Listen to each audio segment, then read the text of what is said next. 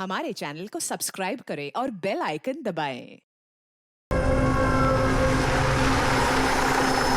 चलो चलो उतरो उतरो उतरो, लास्ट स्टॉप है, चलो चलो चला चला, लास्ट स्टॉप है, गाड़ी आगे नहीं जाएगी।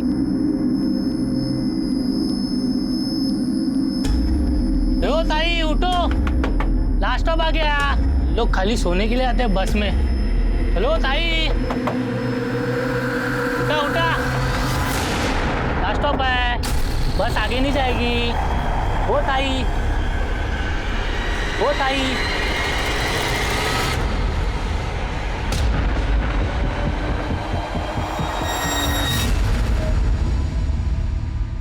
नमस्कार, आदाब। मैं अनूप सोनी क्राइम पेट्रोल सतर्क के ब्लैक हेडलाइंस अध्याय के आज के एपिसोड में आप सबका स्वागत करता हूं। हम ये बचपन से पढ़ते आए हैं कि इंसान एक सामाजिक प्राणी है, लेकिन कई बार इंसान हैवानियत के मामले में जानवरों को भी पीछे छोड़ देता है।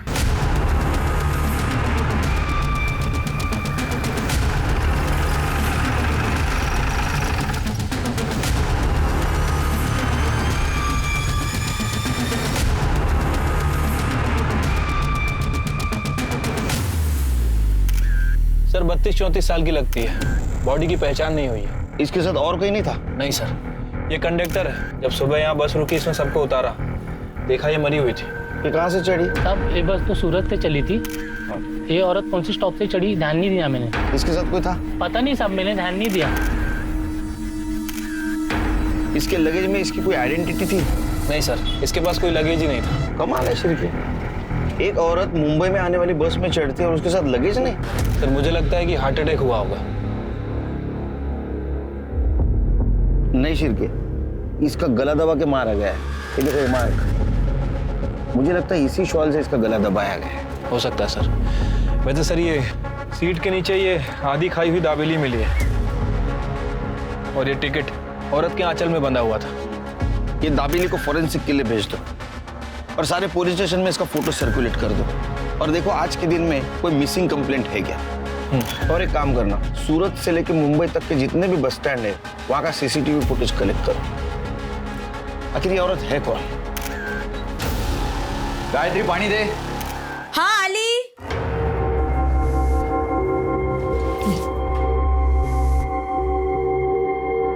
क्या हुआ, कुछ काम मिला? नहीं मिला। तुझे मिला कुछ? नहीं, मुझे भी नहीं मिला। पर तुझे ऐसे कैसे बिना कुछ बोले फैक्ट्री से निकाल दिया? क्या करेंगे अब, हर जगह कॉस्ट कटिंग चल रहा है रे। मंदी चल रही तो सबको काम से निकाला जा रहा है। कुछ ना कुछ तो जुगाड़ करना पड़ेगा।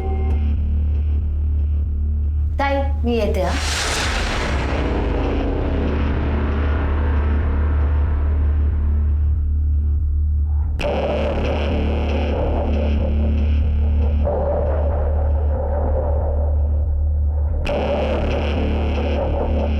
कैसे निकलती है रे तेरी बहन घर से? तो कुछ बोलती क्यों नहीं उसको? छोड़ना उसको। अरे क्या छोड़ना, कैसा दिखता है वो लिपस्टिक?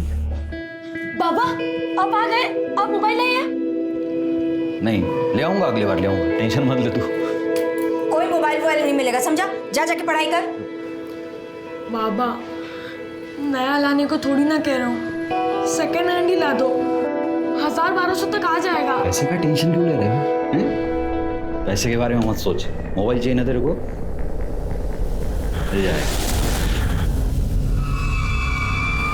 मैं ला दूंगा तेरे को मोबाइल। सूरज अच्छे से पढ़ा। पढ़ तो रहो ना आई। तो मेरी बात समझ रहा है ना, कुछ नहीं होगा, मैं हूं ना। लेकिन कोई झोल नहीं ना, पैसा टाइम पे देगा ना वो। हाँ काम कर, तू अभी निकल, बाद में बात कर। सोचना पैसे चाहिए कि नहीं। ठीक, चल। क्या बात कर रहे थे प्रदीप से? हैं? मैंने बताया था ना वो अच्छा आदमी नहीं है। चल चल, खाना लगा जल्दी। सर मैंने उस अनआइडेंटिफाई औरत के बारे में यहाँ मुंबई में और आसपास के पुलिस स्टेशन में पता किया है, बट कहीं भी कोई मिसिंग कंप्लेंट दर्ज नहीं है। सूरत में? सूरत पुलिस को कहा है सर पता करने के लिए। वैसे सूरत से मुंबई आने वाले रूट पे मैंने कई सारे बस स्टैंड के सीसीटीवी फुटेज चेक किए, बट वो औरत कहीं नजर नहीं आई। शिरके, शायद जिस बस स्टैंड पे वो बस में चढ़ी होगी वहाँ सीसीटीवी नहीं होगा। हो सकता है सर। तुम्हें अजीब नहीं लगता शिरके, लाश के पास उसका कोई लगेज नहीं मिला। सर अजीब तो है, लेकिन ये भी हो सकता है कि जिसने उस औरत का मर्डर किया वो उसका लगेज लेकर चला गया। मुझे लगता है इसका पता हमें सूरत से ही लगेगा। सूरत? मैं सूरत कैसे जा सकती हूँ? नहीं नहीं, ये मेरे से नहीं होगा। मैं सूरत नहीं जाऊंगी। अरे तो हम क्या करेंगे फिर? मैं क्या फांसी लगा लूं क्या? घर की हालत कैसी है वो तो जानती है तू। अरे अच्छा खासा चल के कहाँ मारा है, सूरत से तो मना कर रही है अभी। अरे मैं खुद भी चला जाता हूँ वहाँ, लेकिन उनकी 12 साल की बेटी है, उसे संभालने के लिए उन्हें औरत ही चाहिए। पर ये सूरत, हाँ, इसकी देखभाल कौन करेगा और तुझे कौन संभालेगा यहाँ? अरे तो इसे ले जाना अपने साथ सूरत, वहीं के किसी स्कूल में इसका दाखिला करा देना और घर ये संभाल लेगी यहाँ। क्यों? पर बाबा मुझे सूरत नहीं जाना है, मुझे आपके साथ रहना है। अरे तो मैं कौन सा दूर जा रहा हूँ? फिर से मिलने आता रहूंगा मैं क्या इसकी नौकरानी हूँ जिसकी खिदमत करती बैठी रहूंगी? बस मुझे किसी की बकवास नहीं सुननी अभी।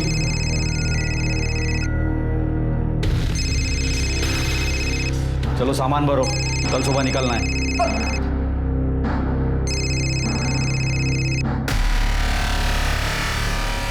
मानी या नहीं मानी? हाँ तू टेंशन मत ले, मान जाएगी। चल ठीक है।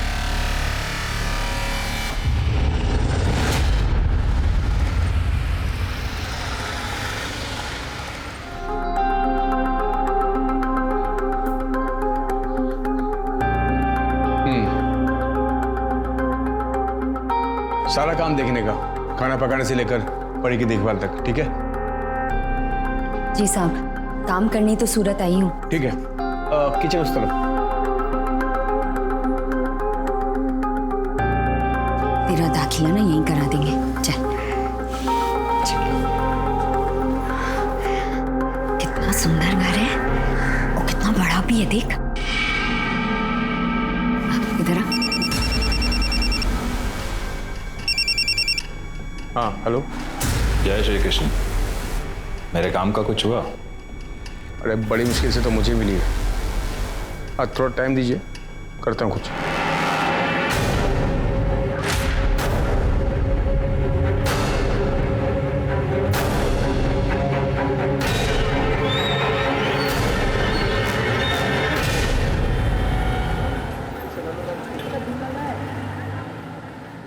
सर उस औरत की पीएम रिपोर्ट आ गई है। सर उसकी मौत रात में 11 बजे हुई थी। आपका शक सही था सर, उसे गला दबाकर मारा गया, शायद उसी स्टॉल से जो हमें उसकी बॉडी पर मिला था। और सर रिपोर्ट में यह भी मेंशन है कि वो 1 महीने प्रेग्नेंट थी। उसने लास्ट फूड दाबेली खाया था। तो स्पॉट पे हमें जो आधी दाबेली मिली तो उसी ने खाई थी? नहीं सर, वो दाबेली नॉर्मल थी, लेकिन जो उसके पेट में दाबेली मिली है उसमें अफीम मिली थी। इनफैक्ट उसकी बॉडी में अफीम के ट्रेसेस भी मिले। वो औरत अफीम लेती थी सर। ऐसा कैसा होगा शिरके? वो माँ बनने वाली थी, ऐसे हालत में कोई नशा क्यों करेगा? अफीम क्यों खाएगी? ठीक तो है ना? हाँ, खाना खाया तूने? हाँ आ जाऊंगी, लेकिन अभी ना तू सिर्फ अपनी पढ़ाई पर ध्यान दे। चल रखती हूँ। तुम्हारी लोग भी ना गाली बच्चे की फिक्र करती है। तूने खीर खाई? नहीं। रुक मैं देता हूँ। अरे नहीं नहीं, मुझे नहीं चाहिए। मैं देता हूँ ना तेरे को।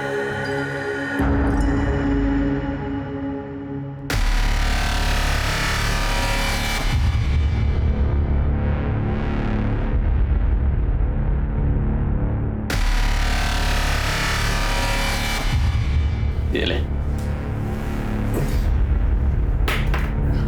अरे खा ले, अच्छी बनी है।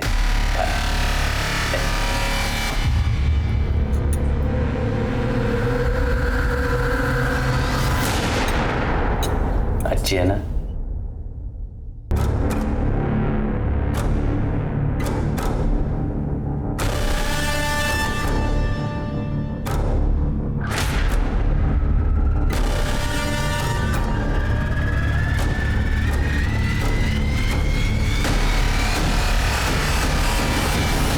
कोई भी इंसान अपनी मर्जी से अपने घर परिवार से दूर नहीं रहता है। पेट की आग, गरीबी, अपने और अपने बच्चों के उज्जवल भविष्य के सपने उसे ऐसा करने पर मजबूर कर देते हैं। गायत्री भी अपने बेटे और अपने परिवार के अच्छे भविष्य के लिए अपने पति मनोहर और अपने घर से दूर सूरत गई, लेकिन इससे पहले कि वो अपने परिवार की उलझनें सुलझा पाती, किसी ने उसकी सांसें छीन ली। गायत्री मर चुकी थी, लेकिन पुलिस को अभी तक उसका नाम भी पता नहीं चला था। और ना ही ये पता था कि इस केस के जरिए उन्हें इंसानी चेहरों के पीछे छिपी कितनी कड़वी सच्चाई दिखने वाली थी।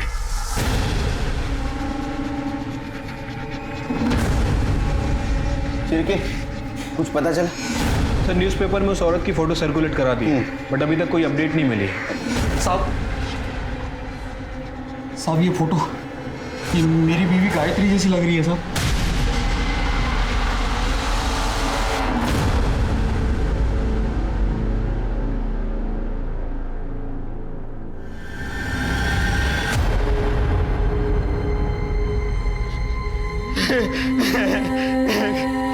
गायत्री, गायत्री,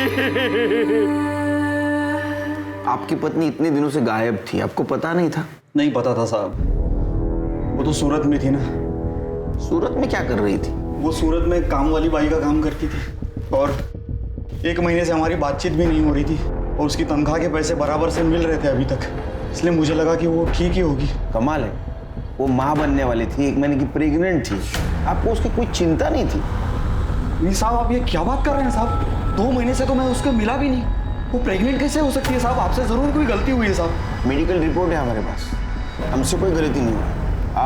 हो सकता है आपकी बीवी किसी और के साथ। नहीं साहब, ये नहीं हो सकता साहब, मेरी गायत्री ऐसी बिल्कुल नहीं थी साहब, वो मुझसे बहुत प्यार करती थी और मेरे बेटे सूरज में तो उसकी जान बसती थी साहब। वो इतना बड़ा धोखा हम लोगों को नहीं दे सकती साहब।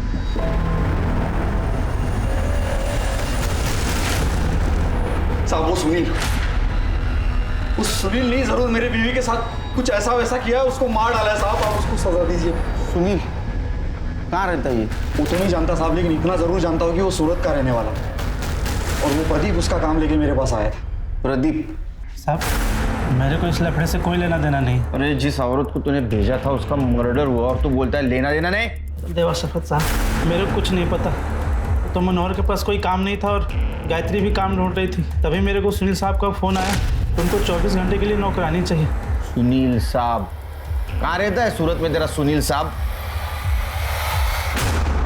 सूरज चल ना खेलने चलते हैं। हाँ सूरज चल ना खेलने चलते। नहीं, मेरा मन नहीं है।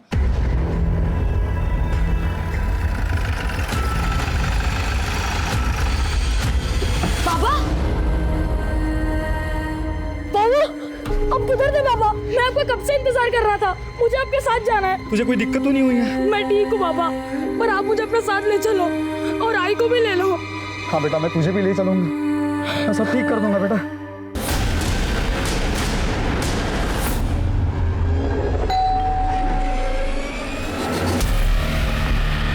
क्या किया तुम लोगों ने गायत्री के साथ? क्या करे? छोड़ रहा।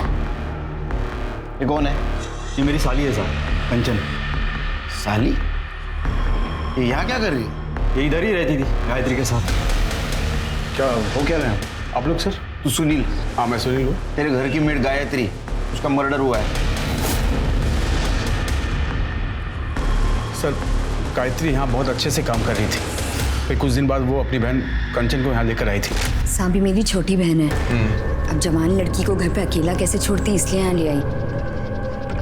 साहब जब तक इसे कोई नौकरी नहीं मिलती तब तक क्या ये यहाँ रह सकती है? हाँ हाँ बिल्कुल, क्यों नहीं।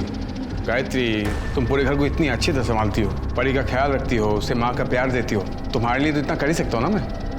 बिल्कुल रह सकती है, ठीक है। 1 मिनट। हाँ सर बोलिए। सुन, जब तक यहाँ है काम में हाथ बटाना, समझी? गायत्री वापस मुंबई क्यों जा रही थी? मुझे नहीं मालूम सर। कमाल है, वो तुम्हारे घर में काम करती थी और तुम्हें नहीं मालूम? एक्चुअली पिछले 1.5 महीने से वो हरीश भाई के घर में काम करती थी। कौन हरीश भाई? लीजिए ना, ये हरीश भाई हैं और ये कुमुद भाभी। कुमुद भाभी माँ बनने वाली है, तो उन्हें फुल टाइम मेड की जरूरत है। हाँ, ये अनमोल किसी काम का नहीं है, हमारे गांव का है, बस घर के काम में हाथ बटा देता है। लेकिन कुमुद की जिम्मेदारी किसी को लेनी होगी। हाँ हाँ साहब, ये है ना मेरी छोटी बहन कंचन, घर का सारा काम जानती है, ये सब कुछ संभाल लेगी। आप लोग इससे बातें कीजिए, मैं आप लोगों के लिए चाय लेकर आती हूँ।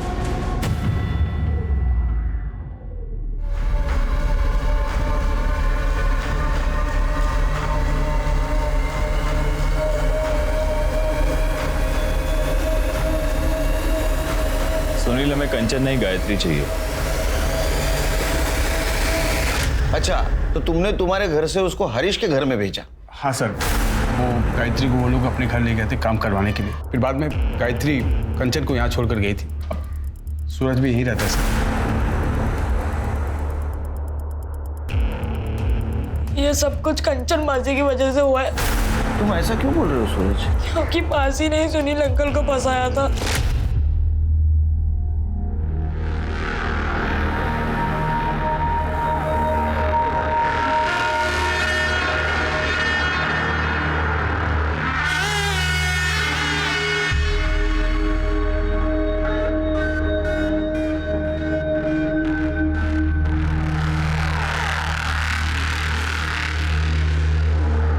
ये सब कुछ मासी की वजह से हुआ है।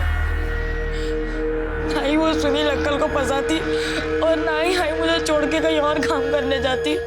सूरज तो ये कैसी बातें कर रहा है? मैं तुझसे कितना प्यार करती हूँ। बाबा, मुझे आपके साथ जाना है। जाएंगे। जब तक मैं तुम लोगों को अंदर ना करवा दूं, तब तक मैं सूरत से बाहर नहीं जाऊंगा। गायत्री अफीम लेती थी? क्या बात कर रहे हैं साहब? नहीं नहीं नहीं सर, वो बहुत ही सीधी औरत थी सर। ये तुम्हारा हरीश भाई, इसका फोन नंबर और एड्रेस दो। 98205। सर ये नंबर तो बंद है। एड्रेस बताओ।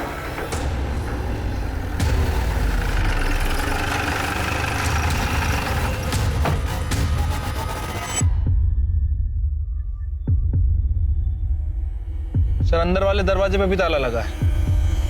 शिरके, ये हरीश का पता करो, इसका फोन ट्रेस पे डालो। मनोहर, हरीश और सुनील, इनके घर के आसपास कोई अफीम बेचता है क्या पता करो। ठीक है सर। तुम्हारे खबरी को एक्टिवेट करो।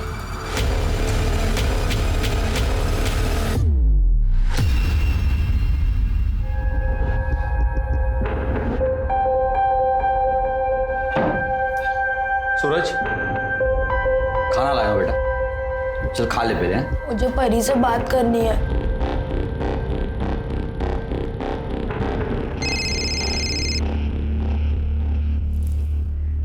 हेलो। हेलो परी। सूरज, तू ठीक तो है ना? हाँ मैं ठीक हूँ, तू ठीक है ना? मैं भी ठीक हूँ। मुझे तुझसे कुछ कहना है। हाँ हाँ बोल। हेलो हेलो परी।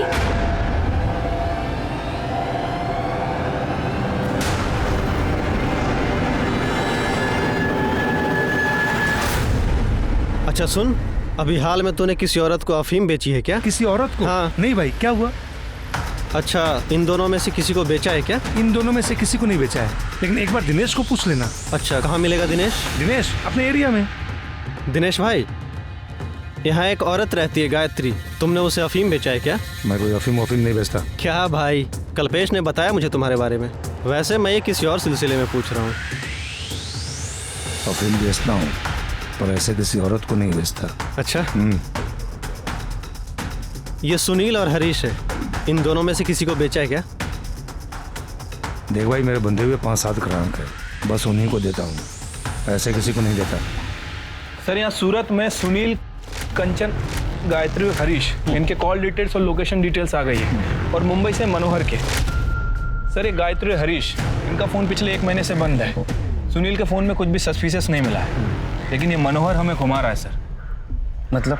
सर अगर मनोहर के कॉल लोकेशन की माने तो जिस दिन गायत्री का मर्डर हुआ, मनोहर की लोकेशन सूरत की थी, सूरत में सुनील के घर के पास। और सर इतना ही नहीं, उसके बाद उसका फ़ोन स्विच ऑफ हुआ और नेक्स्ट डे मुंबई में ऑन हुआ। ये मनोहर सूरत में क्या कर रहा था और उसने ये बात हमसे छुपाई क्यों?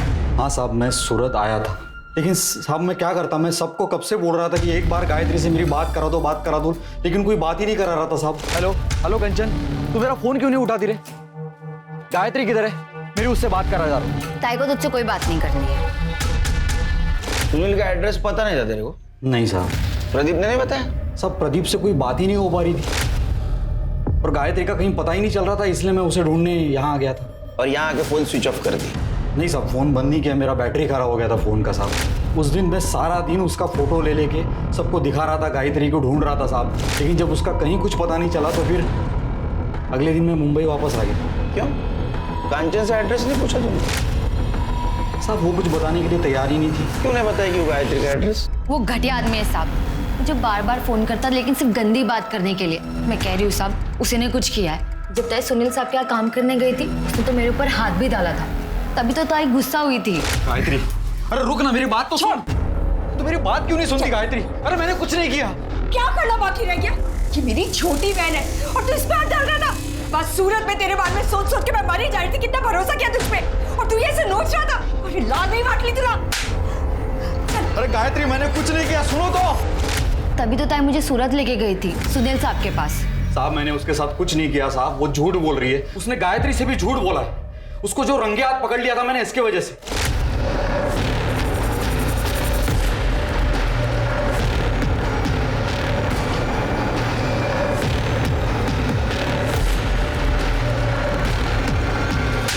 धंधेवाली का घर समझ के रखा है तू। उसके बाद मैंने कांचन का घर से बाहर निकलना बंद करवा दिया था साहब, और इसीलिए उसने अपनी बहन के पास जाकर ये सब झूठी कहानी बताई ताकि उसे आजादी मिले। साहब मेरा और गायत्री का कोई कभी झगड़ा नहीं था साहब, मैं तो उससे बहुत प्यार करता था। ये पैसों की जरूरत मुझे नहीं होती तो मैं उसे काम करने के लिए सूरत तक कभी नहीं भेजता साहब, कभी नहीं भेजता। कितने पैसे मिले थे? 5,000 महीना मिलता था साहब। झूठ बोल रहा है साहब, वो उसने 1 लाख रुपए लिए थे ताई के और 5,000 महीने का वो अलग। उसे बस पैसों से प्यार था। तूने 1 लाख रुपए में गायत्री को सुनील के पास बेचा, फिर सुनील ने 15 दिन के अंदर उसको हरीश को बेचा। सुनील ने भी पैसे लिए ना हरीश से? साहब आप ये क्या बोल रहे हैं साहब? साहब मैंने गायत्री को नहीं बेचा साहब, मैं सच बोल रहा हूँ, मैंने नहीं बेचा। और वो 1 लाख रुपया भी मैंने इसलिए लिया क्योंकि मेरे ऊपर बड़ा कर्ज था और मैं वो सारा पैसा वापस करने वाला था साहब। तू गायत्री से गुस्सा था ना? तुझे थप्पड़ मारी थी ना उसने? लाल नहीं बांट ली तुला। और इसलिए तूने उसको बेच दिया? या ऐसा तो नहीं कि तेरे को पता चला था वो किसी और के बच्चे की माँ बनने वाली, तूने उसको मार दिया? नहीं साहब, मैंने गायत्री को नहीं मारा साहब। हिरेन सर, जब तक सच नहीं बताता ना, मेहमान नवाजी करो इसकी। चल चल। शिरके, ये मनोहर ने 1 लाख रुपए में गायत्री को बेचा सुनील को, और बाद में सुनील ने 15 दिन के अंदर उसको बेचा हरीश को। मुझे पक्का ह्यूमन ट्रैफिकिंग का मामला लगता है। सर मैंने सुनील, हरीश और मनोहर की बैंक डिटेल चेक की है। सर सुनील ने अपने अकाउंट से 1 लाख रुपए निकाले और नेक्स्ट डे मनोहर के अकाउंट में 1 लाख रुपए जमा हुए। कुछ दिनों बाद सुनील के अकाउंट में 4 लाख रुपए डिपॉजिट हुए और ठीक उसी दिन हरीश के अकाउंट से 4 लाख रुपए निकाले गए। शिरके, मैं यकीन के साथ कह सकता हूँ ये ह्यूमन ट्रैफिकिंग का ही मामला है। गायत्री ने बस से भागने की कोशिश की, उसको मार दिया। सर भले ही ये ह्यूमन ट्रैफिकिंग का मामला है, लेकिन मुझे इस मनोहर के ऊपर ही शक है। सर आई एम श्योर इस मनोहर ने ही गायत्री को मारा है। हरीश भी हो सकता है, वो गायब है। एक काम करो शिरके, हरीश के बैंक में जाओ और पता करो कि दूसरे नंबर से वो ट्रांजैक्शन कर रहा है क्या। अगर ऐसा है तो उसका दूसरा पता वहां अपडेट होगा। और वो सुनील, उसको कल सवेरे बुला। ठीक है सर। सर मैंने कोई ह्यूमन ट्रैफिकिंग नहीं किया था। देखिए मनोहर को पैसे की जरूरत थी तो एज ए सिक्योरिटी अमाउंट मैंने उसे 1 लाख रुपए दिए। मंथली सैलरी भी दे रहा था उसे मैं। और जब हरीश ने मुझे बेट के बदले 4 लाख ऑफर किए तो मैं ले लिया उसे। सर 1 लाख तो मैं मनोहर को दे चुका था और गायत्री का बेटा मेरे पास ही रह रहा था, तो थोड़े प्रॉफिट के लिए मैं अगर गायत्री को हरीश के पास भेजा भी तो इसमें क्या गलत किया मैंने? इसी को ह्यूमन ट्रैफिकिंग कहते गधे। गायत्री एक औरत थी, भेड़ बकरी नहीं थी बेचने के लिए। क्या मालूम हुआ उसके साथ क्या क्या हुआ हो? वो किसके बच्चे की माँ बनने वाली हो? वो बच्चा उसके मर्जी का है या उसके साथ रेप हुआ है? बता सकता है तू? लेके जाओ इसको। चल। आप ऐसा नहीं कर सकते सर। चल ऐसा नहीं कर सकते आप। सरदार आदमी। हरीश की बैंक डिटेल से उसके नए एड्रेस का पता चल गया।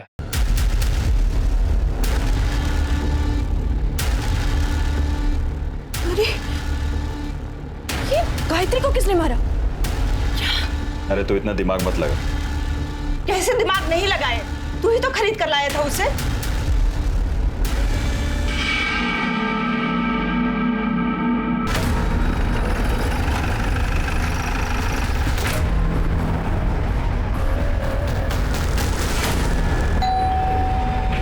अनमोल, देख तो कौन आया।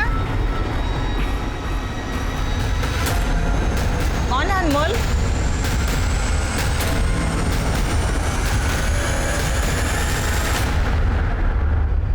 गायत्री तुम्हारे यहाँ काम करती थी? जी। हमारी बहू प्रेग्नेंट है, उसकी देख रेख के लिए हमने उसे काम पर रखा था। 5 दिन से पता नहीं कहाँ चली गई थी, हमें आज ही न्यूज़पेपर में पता चला। वो 5 दिनों से गायब है और आप लोगों ने पता करने की कोशिश नहीं की? सर मुझे लगा खुद आ जाएगी। उसको सुनील से खरीदा था ना, उसके बदले में पैसे दिए थे ना तूने सुनील को? नहीं सर, वो गायत्री के लिए पैसे नहीं दिए थे सर, वो मैंने उसे लोन दिया था। झूठ मत बोल, तूने उसको सुनील से खरीदा था, उसके बाद में तूने तेरा मोबाइल नंबर और तेरा एड्रेस दोनों भी चेंज कर दिए। सर वो दूसरा नंबर जामनगर का है ना, वहाँ से बहुत सारे फोन आते रहते हैं, इसलिए फोन बंद रखा हुआ था। हमें घर की तलाशी लेनी है। सर आप ऐसे कैसे तलाशी ले सकते हैं? मुझे मालूम था तुम्हारे जैसा होशियार आदमी ये बोलेगा, इसलिए हम सर्च वारंट लेके आए। दिखा।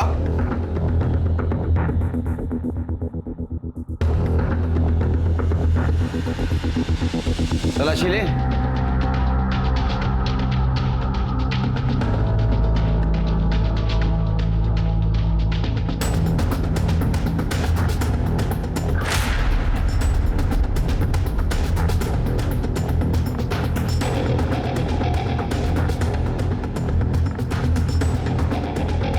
अफीम मिली है सर।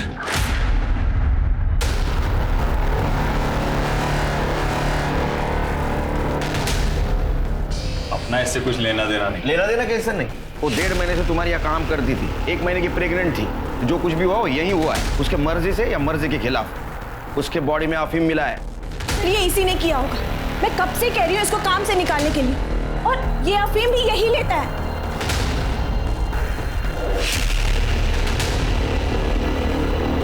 गायत्री के साथ कुछ किया?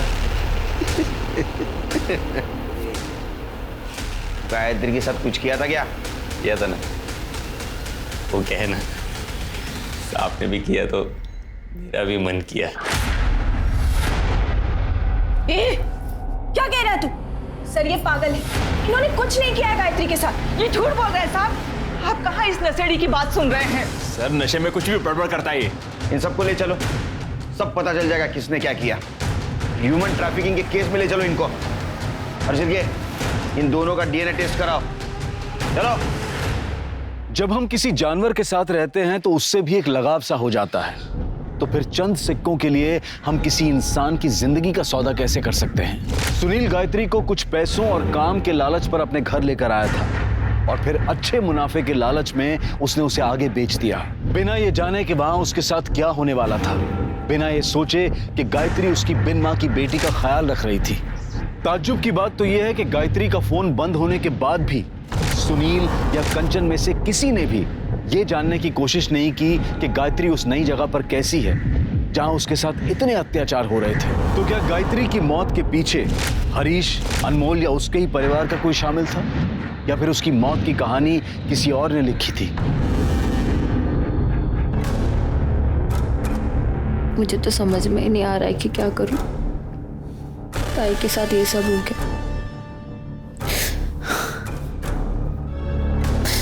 मेरा कोई नहीं है, ताई भी मर गई, अब सगा कोई नहीं है, मैं किसके सहारे जिंदगी बिताऊंगी? तो फिक्र मत कर, सब ठीक हो जाएगा।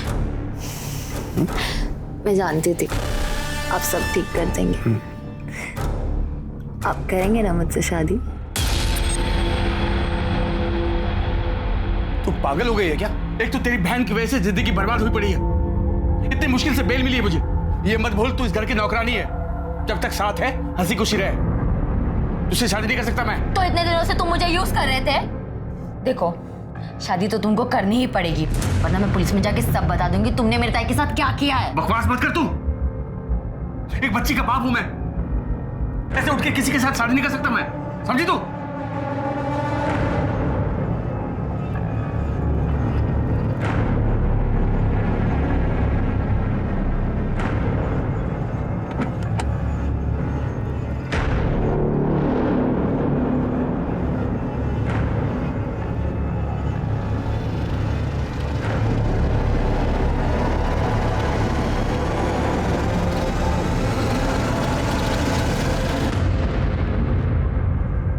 सर गायत्री की डीएनए रिपोर्ट आ गई है।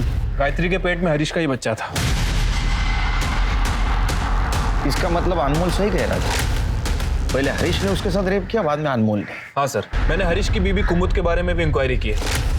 सर प्रेग्नेंट होने के बावजूद भी उसने लास्ट हॉस्पिटल विजिट 6 महीने पहले की, और सर यही बात मुझे सबसे ज्यादा खटकी, इसलिए सर मैंने उस क्लिनिक में इंक्वायरी की जहां वो 6 महीने पहले जाती थी। सर पता चला है कि वो माँ बन ही नहीं सकती। फिर माँ बनने का नाटक क्यों कर रही है? इतने सालों से मैं माँ बनने की कोशिश कर रही थी, लेकिन मैं माँ नहीं बन पाई और डॉक्टर ने भी कह दिया कि मैं कभी माँ नहीं बन सकती। फिर नाटक क्यों किया?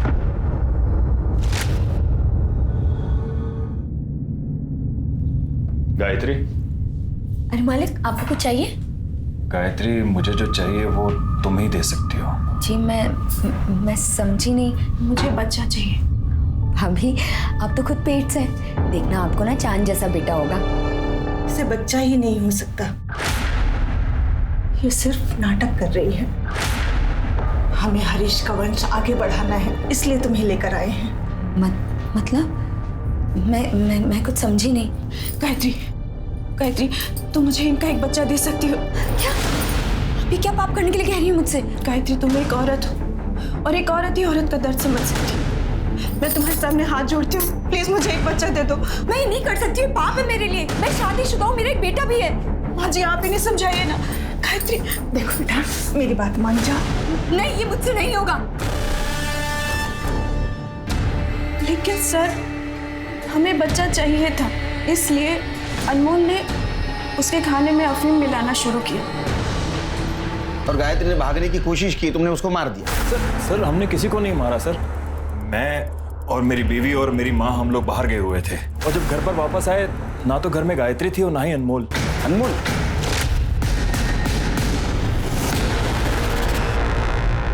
सर, अनमोल के कॉल रिकॉर्ड के हिसाब से उस रात वो सुनील के घर के पास था। क्या? गायत्री बहुत अच्छी लड़की है साहब। ले खाना खा ले। नहीं, मुझे नहीं खाना। मुझे मेरे बेटे की बहुत याद आ रही है। मुझे मेरे बेटे के पास ले चलोगे? आज नहीं, मालिक घर पे नहीं है, आएंगे तो बताता हूँ। अनमोल, एक तुम ही हो ना पूरे घर में हर वक्त मेरा ख्याल रखते हो। हाँ, तुम इतने अच्छे हो अनमोल। तुम अभी मुझे ले चलोगे सूरज के पास? अभी जाना है? अभी। गायत्री, यहाँ यही घर है, मैं तेरा बाहर इंतजार करता हूँ कॉलोनी के बाहर, ठीक है? ठीक। तो आखिरी बार वो सुनील के घर गई थी।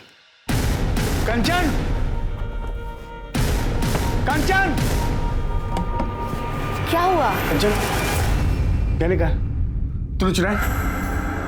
आप ये क्या बोल रहे हो? आप मुझसे कैसे पूछ सकते हो? एक भी गहना नहीं है, बता कहाँ है? तो मैंने क्या किया? आप ही ने कुछ किया होगा। मैंने किया? मैं देख के आती हूँ।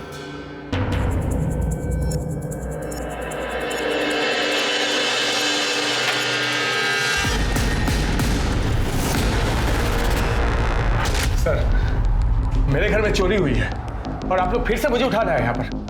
सर, इनके हिसाब से इनके घर से ये सब ज्वेलरी गायब हुई है। तो सारे ज्वेलर्स की शॉप में सर्कुलेट कर दो और उनसे कहो कि कोई अगर बेचना है तो हमें इन्फॉर्म कर दे। ठीक है सर। काफी नुकसान हुआ है आपका, कंप्लेंट ले ली तुम्हारी, अब हमारी मदद करो। बताओ, गायत्री तुम्हारे पास आखिरी बार क्यों आई थी? नहीं सर, हमारे घर नहीं है। बोलना, वो तुम्हारे पास आई थी, हमें पता है। वो गुस्से में तुमसे कन्फ्रंट करने आई थी, लेकिन तुमने उसको मार दिया।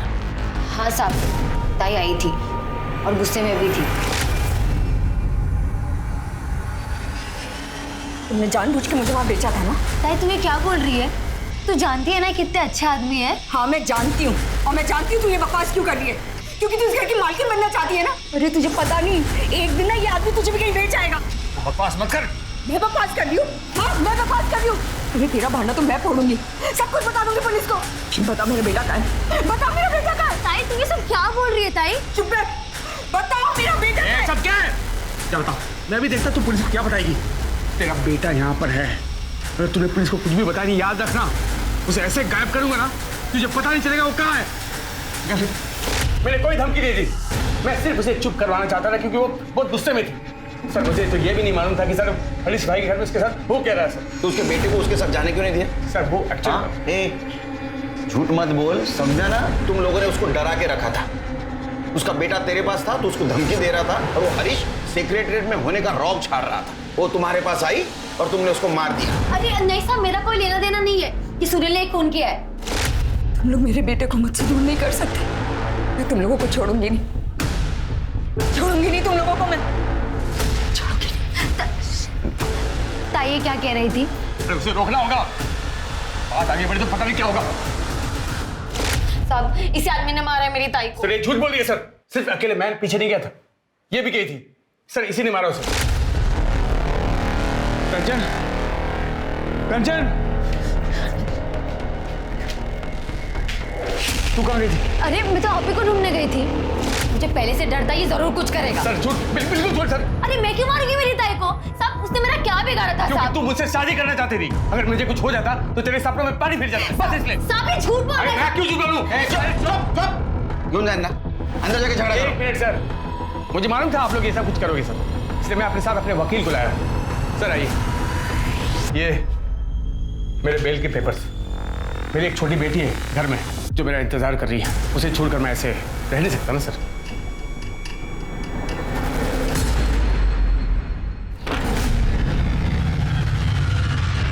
परी,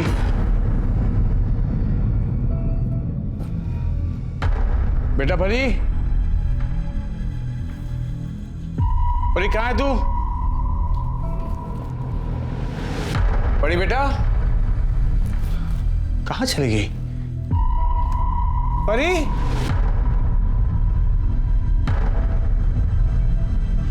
परी कहाँ चली गई?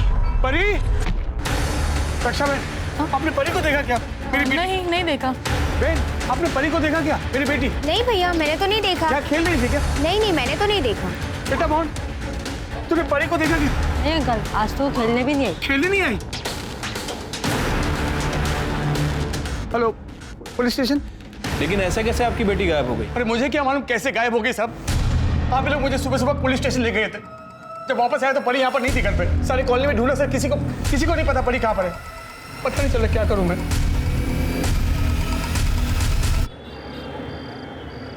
बच्ची का कुछ पता चला? नहीं सर, 2 दिन हो गए, समझ नहीं आ रहा बच्ची कहाँ चली गई। वैसे उसकी फोटो सभी जगह सर्कुलेट करवा दी है, लेकिन कहीं से कोई इन्फॉर्मेशन नहीं मिली है। बच्ची कहाँ जा सकती है? सर कहीं ऐसा तो नहीं कि गायत्री के मर्डर में बच्ची का कुछ हाथ है?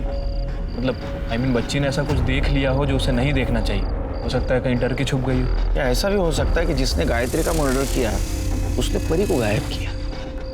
क्या ऐसा भी हो सकता है कि गायत्री के मर्डर में परी का हाथ हो? परी तो बच्ची है सर, एक बच्ची ऐसा कैसे कर सकती है? तो बच्ची गई कहाँ?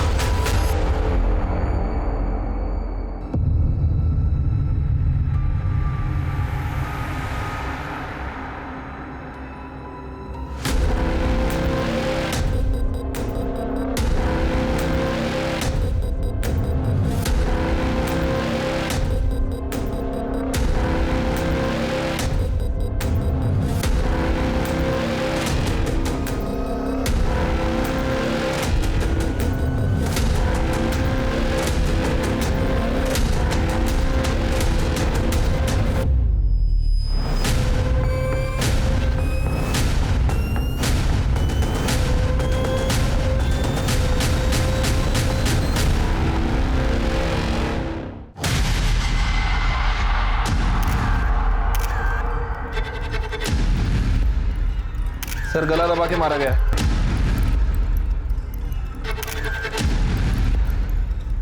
तीन दिन से तुम्हारा जो नाटक चल रहा था, तुम्हारी बेटी गायब है। असल में तुमने तुम्हारे बेटी को मारकर बेड के बॉक्स में बंद करके रखा था। कैसी बात करे सर, कैसी बात करे? मैं भला ऐसा क्यों करूंगा? उसने देखा होगा गायत्री का मर्डर करते हुए तुम्हें। कोई भी बाप किसी बेटी को मार सकता है क्या? इसको लेके चलो, बॉडी पोस्टमार्टम भेज दो। बाप कोई बेटी को मारता है? चल, चल। अब मेरी बात सुनिए सर, मैंने कुछ सब बात सुनेंगे, चल। सर परी की पीएम रिपोर्ट के हिसाब से परी की मौत 3 दिन पहले हुई थी, ठीक उसी सुबह जिस दिन हम सुनील और कंचन को यहाँ पुलिस स्टेशन में लेकर आए थे। इसका मतलब ये सुनील और कंचन ही कर सकते हैं, क्योंकि बाकी सारे लोग तो हमारी हिरासत में हैं। Right sir. और एक और बात सर, परी की बॉडी में भी अफीम थी। क्या? इसका मतलब पहले परी को अफीम दिया गया, वो बेहोश होने के बाद दुपट्टे से उसका गला दबाया गया गायत्री की तरह। एक मिनट। हेलो, ठीक है सर। सुनील के घर से जो गहने चोरी हुए थे उसे कोई बेचने आया। कौन? साहब मुझे कुछ नहीं पता। तेरे को कुछ नहीं पता तो ये गहने कहाँ से आए तेरे पास? ये गहने कहाँ से आए? साहब ये गहने मेरे बेटे ने मुझे लाके दिए। उसने किसी को अफीम बेची थी। इसके बेटे को लेकर आओ। मोहन, तुमने किसे अफीम बेची थी? तुमने मोहन से अफीम खरीदी थी? बाद में तूने वो अफीम परी को दे दी और बाद में परी का गला दुपट्टे से घोट कर उसको मार दिया। मैंने कितनी बार कहा है, तूने गलत किया है। मैं पापा को सब बता दूंगी। तू वो सब छोड़, तू बैठ। हाँ ये देख, मैं तेरे लिए लड्डू लाया हूँ, तुझे पसंद है ना? ये खा। मैंने भी खाया है, बहुत मस्त है, ये ले। मैं नहीं खाऊंगी। अच्छा ठीक है, तू जैसा चाहती है मैं वैसा ही करूँगा। मैं उनको सब कुछ सच बता दूंगा। अब खुश है? ये ले, ये खा।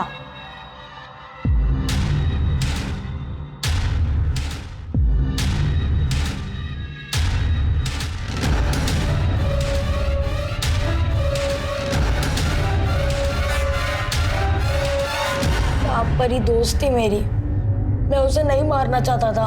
फिर क्यों मारा? आई की वजह से। मेरी आई अच्छी नहीं थी। उसने सुनील अंकल के घर से जाने के बाद मुझे एक फोन तक नहीं किया था। फिर मुझे एक दिन वो नौकर दिखा, मैं उसका पीछा करते करते घर तक चला गया। मुझे बस खुश कर दे, तुझे रानी बना के रखूंगा। बहुत गंदी थी वो, और वो उस रात मुझसे मिलने भी आई थी।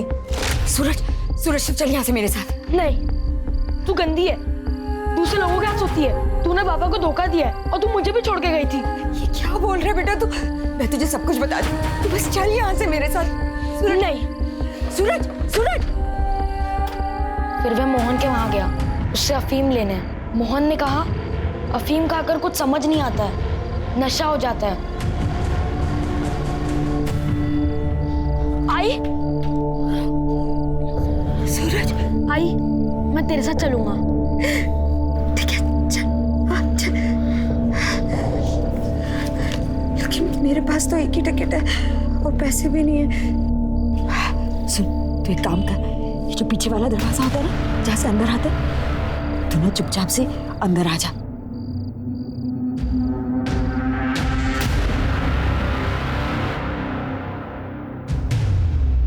ये देख, मैंने तेरे लिए दाबेली लाई। दिखाया? हाँ, तू खा।